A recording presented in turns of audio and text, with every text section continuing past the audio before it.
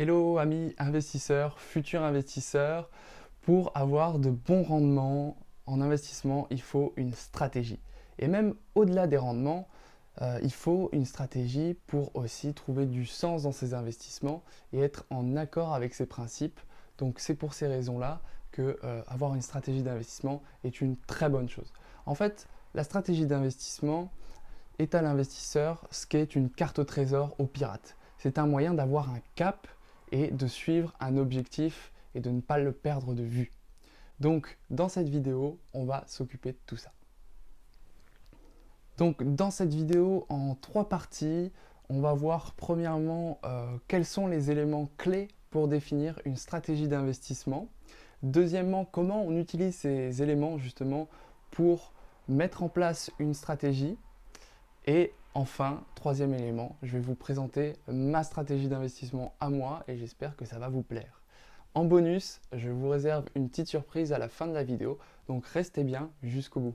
Il est important de comprendre qu'on ne sort pas une stratégie d'investissement du chapeau comme par magie. Non, il y a un travail d'analyse à faire sur soi-même afin de justement de récupérer certains éléments qui vont permettre par la suite de constituer cette stratégie.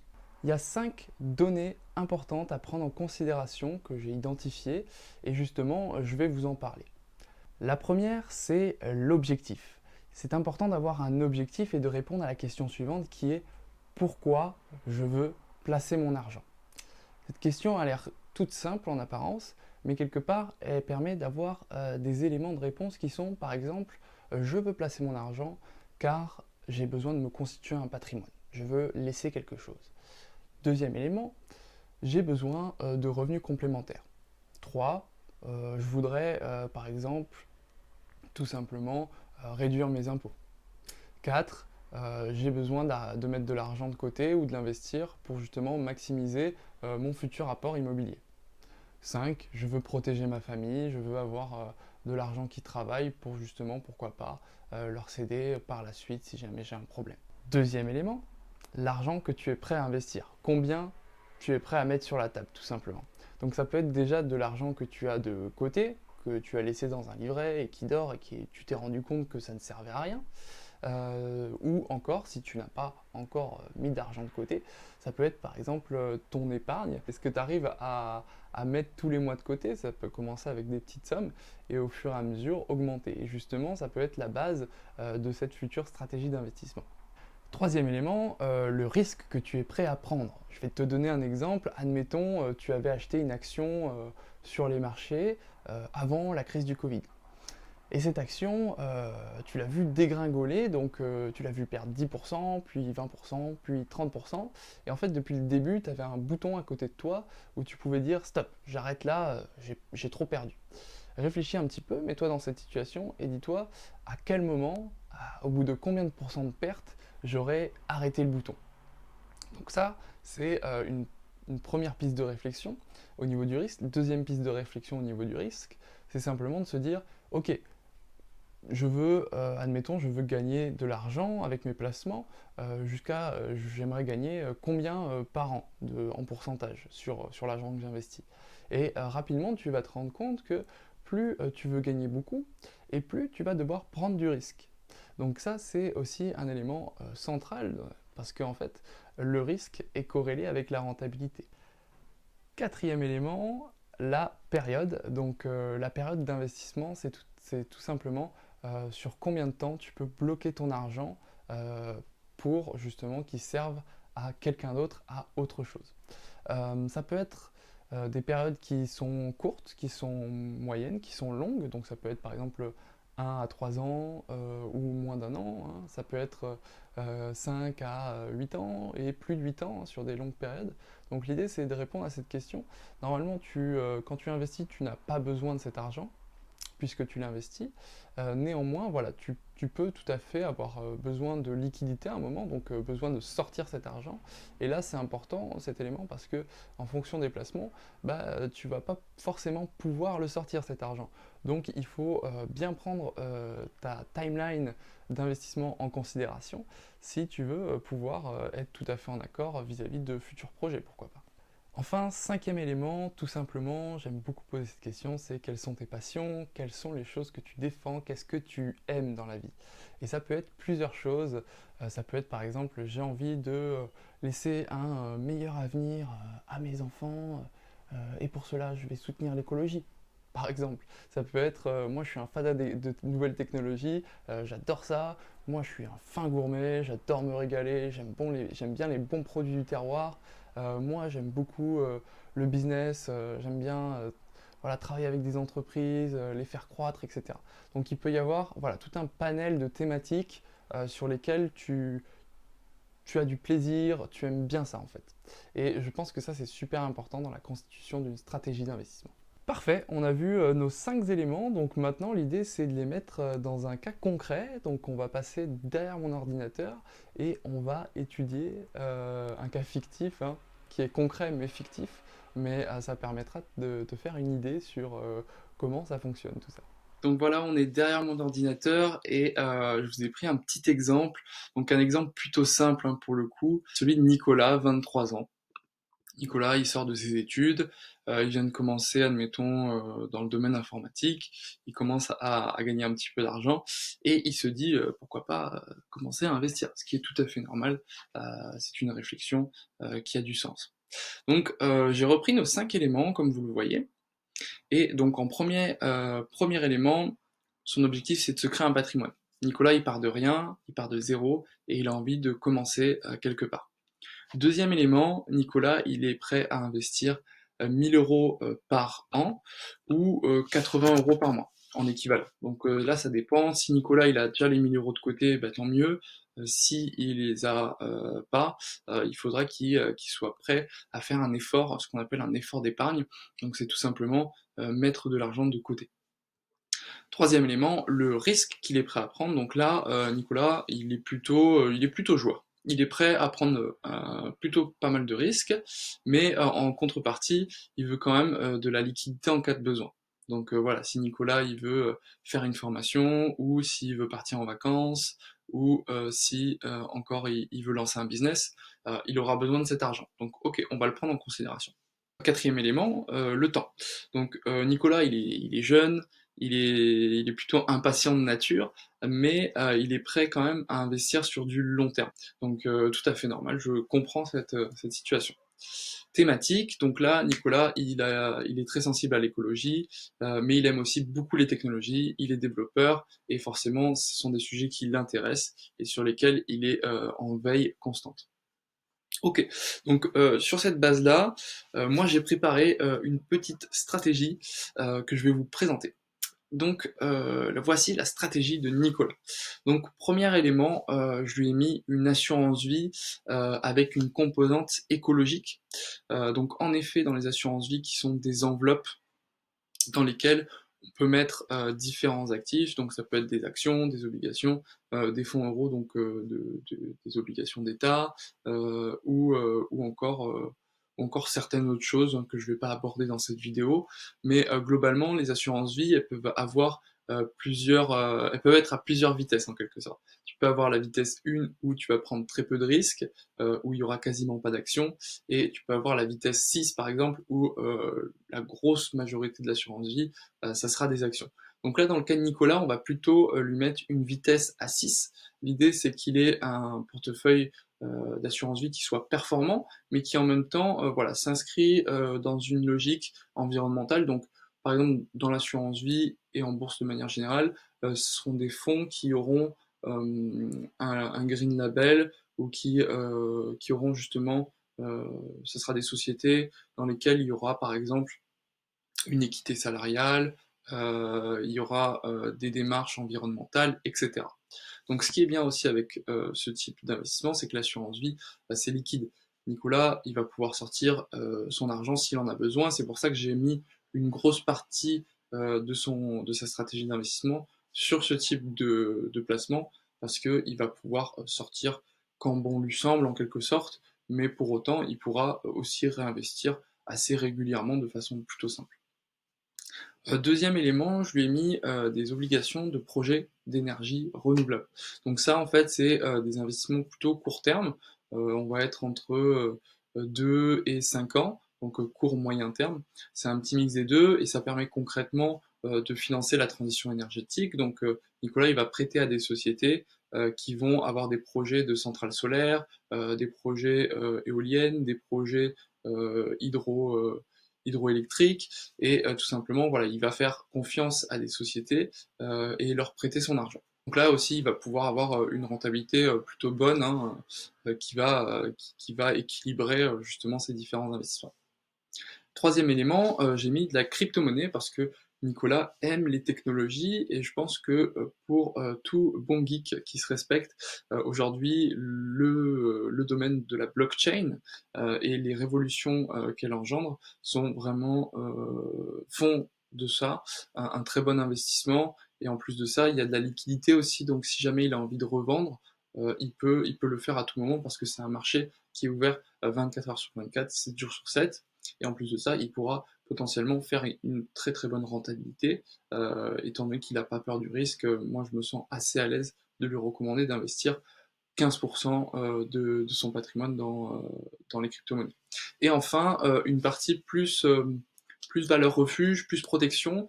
Je pense que c'est au goût du jour de rajouter un petit peu d'or et d'argent dans son portefeuille, que ce soit en détention propre ou via d'autres systèmes. On les verra potentiellement dans une prochaine vidéo, hein, les différentes manières d'investir dans l'or et l'argent. Mais voilà, ça permet d'avoir un côté plus défensif, mais qui peut aussi de son côté prendre beaucoup de valeur, surtout pendant les périodes d'incertitude. Donc voilà un petit peu la répartition, donc ça serait à peu près 600 € sur l'assurance vie, 150 € en projet d'énergie renouvelable, 150 € en crypto-monnaie et 100 € en or et argent. Donc voilà un petit peu à quoi ça ressemblerait la répartition de Nicolas. Bien sûr c'est un exemple fictif, hein, j'ai inventé les éléments qu'on a vus plus haut, et dans un vrai cas c'est beaucoup plus concret parce que on se base sur des choses réelles et on peut vraiment s'adapter à la personnalité et aux objectifs de la personne lorsqu'on discute plus longuement avec elle. Alors, est-ce que vous êtes prêts? Je vais vous partager ma stratégie, donc vraiment c'est personnel. Et même je trouve que je suis plutôt sympa de vous dire ça parce que en réalité il y a très très peu d'entrepreneurs ou d'investisseurs qui osent le faire, du moins en France, parce que ça reste quand même un tabou. Les gens ont peur de parler de leur argent, etc., de ce qu'ils possèdent. Euh, donc voilà, c'est quand même un cadeau que je vous fais là. Vous pouvez la copier, mais encore une fois, c'est quelque chose de personnel. Donc, c'est-à-dire que ma stratégie, elle sera pas forcément adaptée à toi derrière ton écran qui a pas envie de prendre de risques, parce que moi, je suis quelqu'un qui prend pas mal de risques et vous allez le voir. Donc, voici ma stratégie. Ça, c'est ma stratégie. Je vais vous l'expliquer un petit peu. Donc, il y a une grosse composante startup, tout simplement parce que moi, je suis un entrepreneur. Là, je me base vraiment sur la thématique qui me plaît, c'est l'entrepreneuriat, c'est la création de business. Ce sont des investissements qui sont plutôt sur du long terme. Donc là, vraiment, l'échelle de temps, elle est supérieure entre 3 et 9 ans, même parfois un petit peu plus. Mais bon, je suis jeune, donc j'ai le temps de voir venir.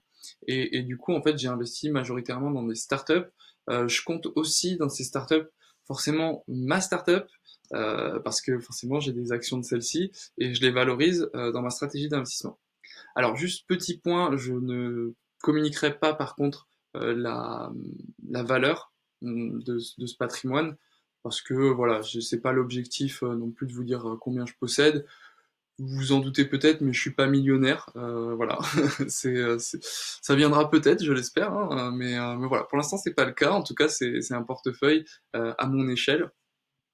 Et donc voilà, cette composante startup qui pour moi est la plus importante parce que au-delà juste d'investir dans une startup, je peux l'aider aussi, je peux participer à la réussite de son affaire et ça crée plus de proximité avec mes investissements.